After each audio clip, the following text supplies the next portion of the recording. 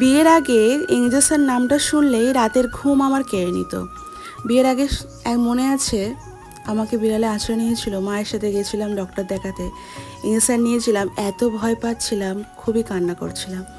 আর এখন ইঞ্জেকশনটা আমাকে প্রতিদিনই নিতে হচ্ছে। সকালবেলা উঠেই আমার সেকেন্ড বেবি আমাকে তুলে দেয় যে ওঠো মামা, খিদে পেয়েছে যে। তো খুব কিক করছিল।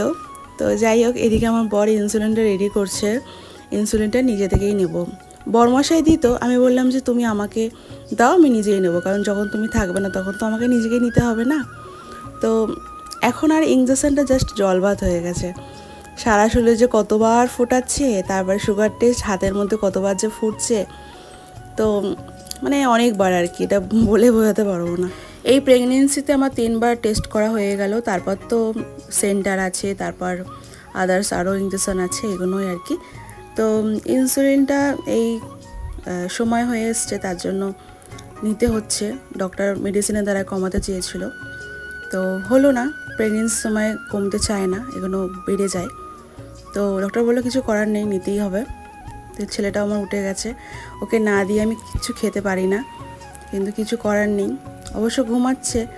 আমার বড় বলে একটা ডিম আর ভাগ করতে হবে না, এমনি আমি একটা ডিম 3টে ভাগ করি, কি করব।